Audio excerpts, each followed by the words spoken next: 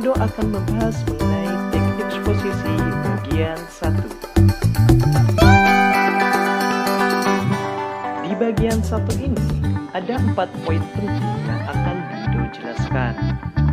Yang pertama, pengertian teks eksposisi. Yang kedua, unsur-unsur teks eksposisi.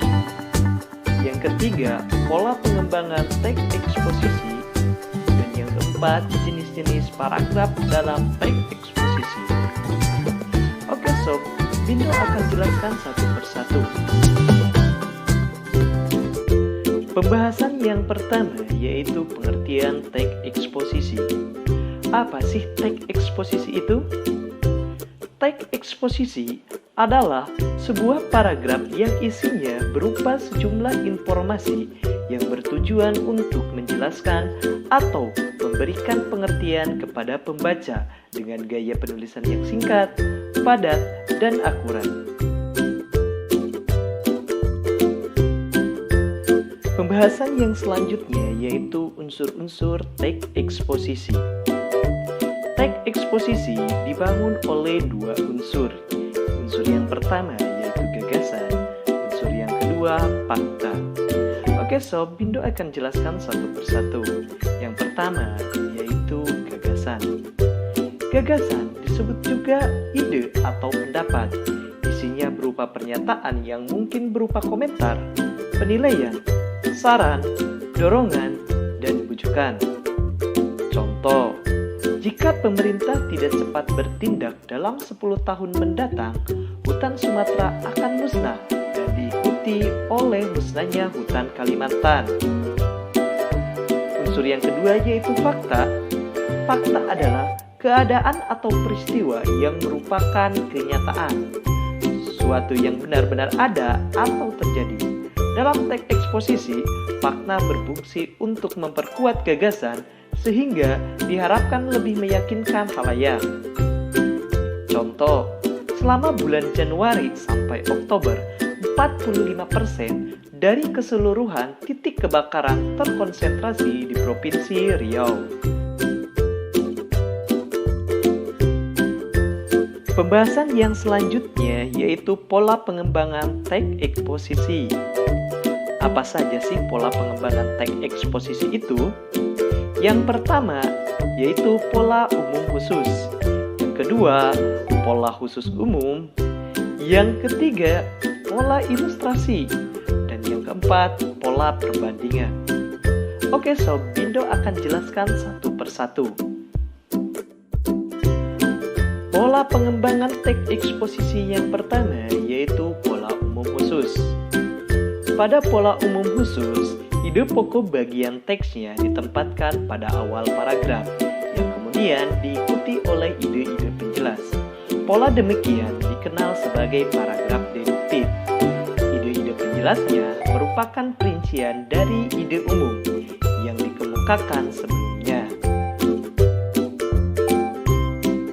Pola pengembangan teks eksposisi yang kedua yaitu pola khusus umum. Hal yang bersifat khusus diikuti oleh uraian yang bersifat umum. Bagian terakhir dalam bagian teks ini berfungsi sebagai simpulan atau rangkuman dari pendapat-pendapat yang dikemukakan sebelumnya. Pola pengembangan teks eksposisi yang ketiga yaitu pola ilustrasi. Sebuah gagasan yang terlalu umum memerlukan ilustrasi-ilustrasi konkret. Ilustrasi-ilustrasi tersebut berfungsi untuk membuktikan suatu pendapat. Dalam hal ini, pengalaman-pengalaman pribadi merupakan bahan ilustrasi yang paling efektif dalam meyakinkan kebenaran suatu gagasan. Pola pengembangan teks eksposisi yang keempat yaitu pola perbandingan. Untuk meyakinkan suatu pendapat, kamu dapat melakukan suatu perbandingan. Benda-benda, keadaan, atau yang lainnya ditentukan perbedaan ataupun kesamaannya berdasarkan aspek tertentu. Dengan cara demikian, keyakinan pembaca atas gagasan yang kita sampaikan akan lebih akurat.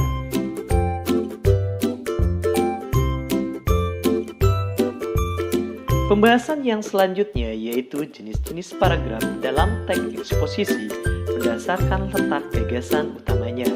Apa saja sih jenis-jenis paragraf dalam teks eksposisi itu? Yang pertama yaitu paragraf deduktif. Yang kedua yaitu paragraf induktif.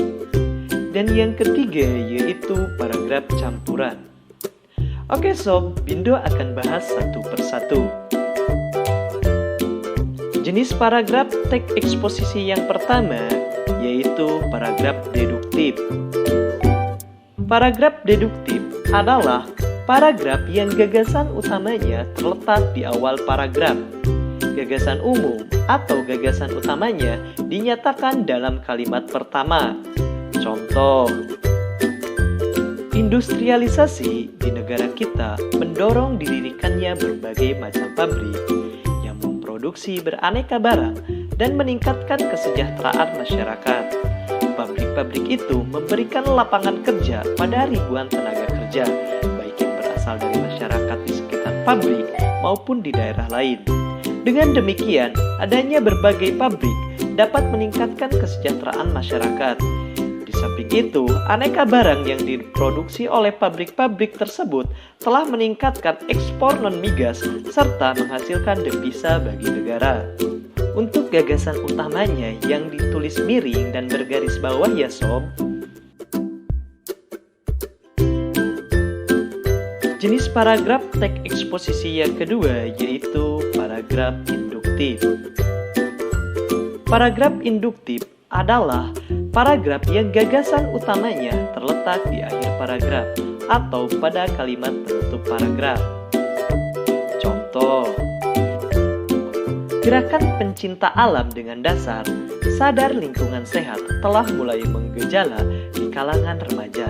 Tidak sedikit perkumpulan pecinta lingkungan yang anggotanya atas pelajar, baik itu pelajar SMP, SMA, maupun para remaja di lingkungan pesantren. Keberanian untuk melakukan penelitian ilmiah semakin meluas, khususnya di tingkat SMA. Fenomena semacam itu merupakan bukti bahwa remaja pada tahun-tahun ini tidak selalu negatif. Nah sob, untuk gagasan utama paragraf induktif ini berada di akhir paragraf ya sob, yang ditulis miring dan bergaris bawah. Jenis paragraf teks eksposisi yang ketiga yaitu paragraf campuran. Paragraf campuran adalah paragraf yang gagasan utamanya terletak pada kalimat pertama dan kalimat terakhir. Dalam paragraf ini terdapat dua kalimat utama. Kalimat terakhir paragraf ini merupakan penegasan dari pernyataan yang dikemukakan dalam kalimat pertama. Contoh, saya berkeyakinan kalau Indonesia memfokuskan diri pada sektor agrobisnis, tidak ada negara lain yang mampu menandingi kita. Memang, masalah himpitan ekonomi yang sedang berlangsung telah mengoreksi nilai tukar kita. Dalam hal ini, pemerintah tidak perlu memaksakan rupiah menguat. Pemerintah harus menyesuaikan diri terhadap nilai tukar yang ada dengan mendorong industri-industri yang mampu bertahan pada nilai tukar yang ada, yakni sektor agrobisnis. Bagi sektor agrobisnis, semakin melemah rupiah asal stabil akan semakin baik. Apabila sektor ini sudah berjalan dengan baik, tidak mustahil negara kita akan menjadi salah satu negara yang ekonominya tertangguh di dunia. Nah sob, pada paragraf campuran ini terdapat dua gagasan utama, yaitu pada kalimat pertama dan kalimat terakhir yang ditulis miring dan bergaris bawah.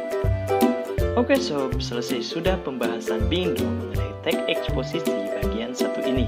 Dari mulai pengertian teks eksposisi, unsur-unsur teks eksposisi, pola pengembangan teks eksposisi, dan jenis-jenis paragraf dalam teks eksposisi. Teks eksposisi bagian 2. Pada teks eksposisi bagian 2 ini ada dua poin penting yang akan Bindo jelaskan. Yang pertama, struktur teks eksposisi. Yang kedua, kaidah kebahasaan teks eksposisi. Dan Namun sebelum Bindo lanjutkan pada pembahasan pokok kali ini, Bindo ingatkan nih buat Somsom untuk subscribe terlebih dahulu, like videonya, komen, dan bagikan video ini di media sosial Anda. Dan jangan lupa nih untuk menekan tombol loncengnya biar Somsom menjadi orang pertama yang menonton video Bindo berikutnya, oke? Pembahasan yang pertama yaitu struktur teks eksposisi. Apa saja sih struktur teks eksposisi itu? Yang pertama yaitu tesis. Tesis adalah bagian yang berupa sudut pandang penulis terhadap masalah yang akan dibahas. Tesis biasanya berupa pengenalan isu, masalah, ataupun pandangan penulis secara umum tentang topik yang akan dibahasnya. Struktur teks eksposisi yang kedua yaitu argumentasi.